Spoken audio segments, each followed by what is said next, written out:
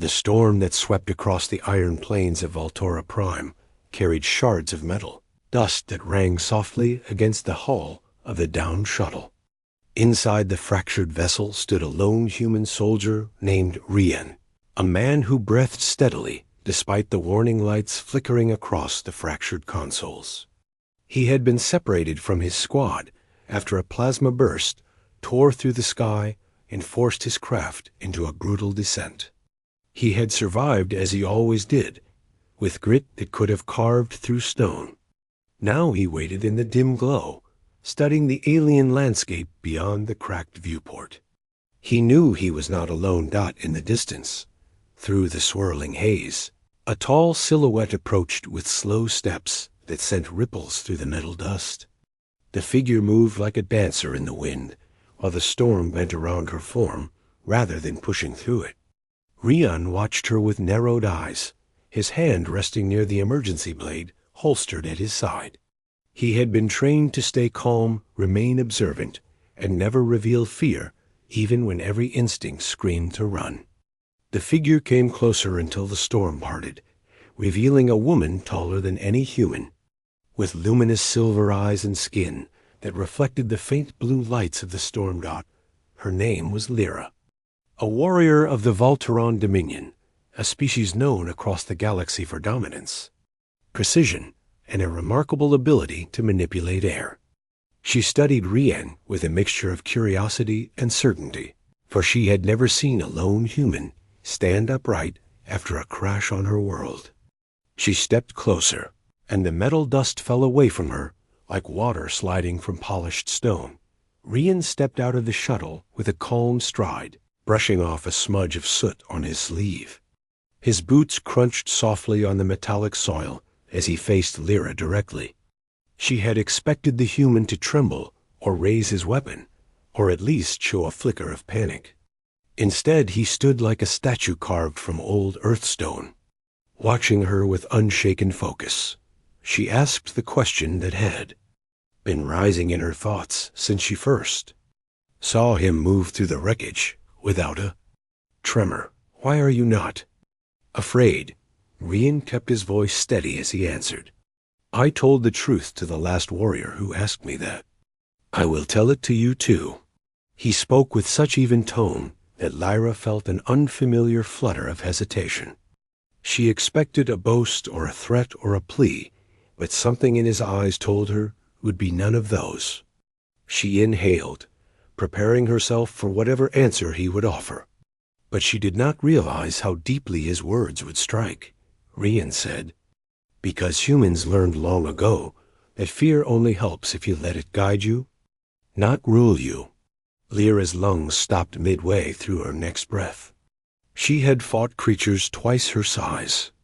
She had walked through hurricanes that could tear a cruiser apart. Yet a simple human sentence struck her in a way a plasma blade never had. She felt the air around her shift, as if the world itself paused, that the Volturon warriors lived with a gift tied to breath. The moment their emotions faltered, their lungs seized, and their power scattered. To lose breath was to lose dominance. Rian had spoken with a calm so foreign to her that her body reacted with shock. She blinked and forced air back into her lungs, but her composure had cracked. Rian stood without moving. Lyra regained control and formed a slow circle around him, her silver eyes watching every detail. "You face a warrior of the Dominion without trembling," she said. "Either you are foolish or you are something I have never met." Rian shrugged. "Maybe both." Her gaze sharpened. "Tell me more of this truth. Tell me why a single human walks upright before a Dominion warrior on a world that kills your kind in minutes." Rian looked up at the storm. "Because humans come from a place where storms hit harder, maybe not with metal dust, but enough to shape us. We grew on a world that was never kind and never waited for us to grow strong. So we learned to stand before the storm, not behind it." Lyra's steps slowed. She had heard stories of Earth, a world that grew warriors out of necessity, not out of selective breeding or artificial enhancement. She had dismissed those tales as romantic myths told in border stations. Now she felt those stories breathe in front of her. She tilted her head. The Dominion teaches that fear is weakness. You speak as if fear is something else. Rian nodded. Fear teaches us to think fast, to survive, to protect. It's not weakness unless we let it stop us. We build courage the same way your kind builds power, through struggle. Lyra tried to inhale again, but her chest tightened with the weight of thoughts she had never considered. She finally steadied herself and folded her arms. Your truth is strange. Truth often is. She studied him deeper now. Humans were shorter than her people, physically weaker by most metrics. Yet the human before her had an aura that pressed against her senses like a rising storm. She realized he had survived a crash on a world designed to shred metal and bone. That alone meant something. Rian stepped past her and examined the horizon. I need to find my squad. We were scattered when our craft was hit. I'm guessing your Dominion did that. Lyra stiffened. It was not by my order. Another branch of the Dominion patrol must have mistaken your ship for an intruder. I came because our sensors detected a survivor. I intended to finish what the crash began. Rian raised a brow. You still planning to do that? Lyra hesitated. Something inside her shifted, a feeling she was not trained to handle. No, Rian smirked. Good to know. She felt heat rise in her chest, an emotion unlike anything she had felt during battle. Your confidence is either refreshing or irritating, she said. Depends on how long you stick around. She blinked at the bluntness. Do all humans speak with this tone? Only the honest ones. Lyra stepped closer. Then be honest with me again. If I had chosen to strike you when you stepped out of the shuttle, what would you have done? Rian replied without pause. Stopped you. She swallowed. You believe you could. I believe I would try. That's enough. Again she could not inhale. She pressed a hand against her chest and steadied her breath. Humans were not supposed to be like this.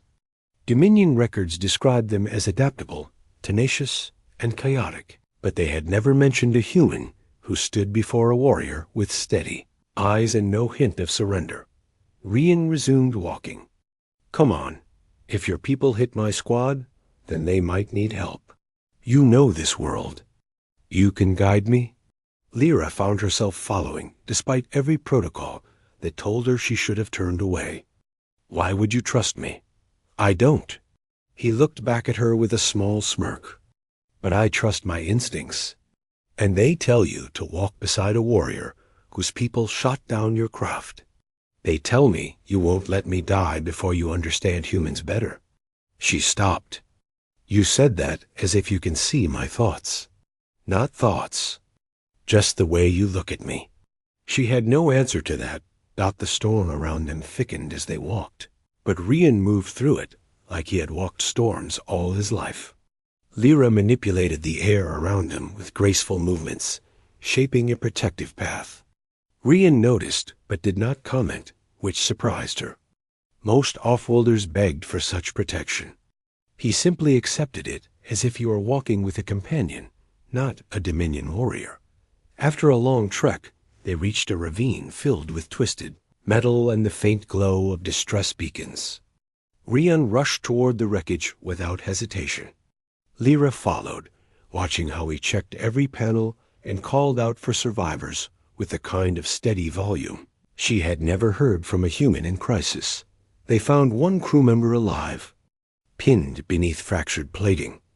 Rian worked fast, lifting with controlled breaths and no panic. Lyra joined him, using precise bursts of air to lighten the weight. Together they freed the injured man named Dan. Dan blinked up at Lyra with fear, but Rian calmed him with a few steady words. Lyra watched how the injured human responded to Rian, as if his presence alone steadied the world. She felt a question rise once more. How do you do that?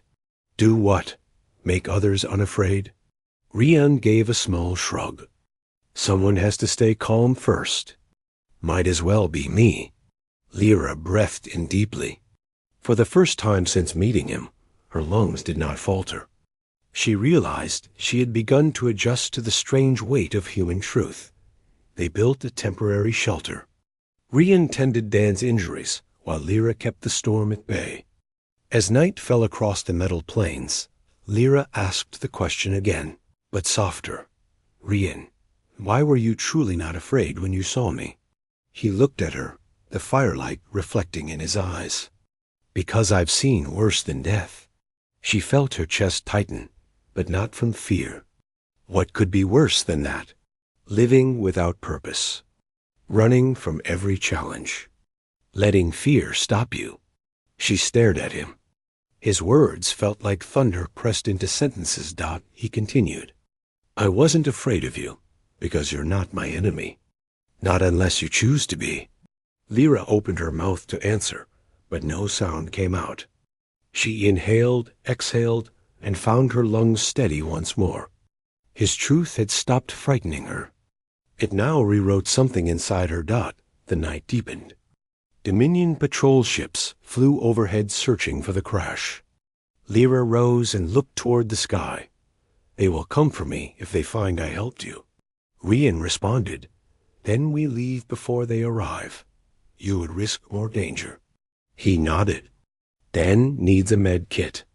My squad might be alive somewhere else. You can help me get to them. Lyra felt something warm bloom in her chest. You believe I will stay with you. I know you will. How? Because you want the truth as much as I do. She placed a hand over her chest and closed her eyes.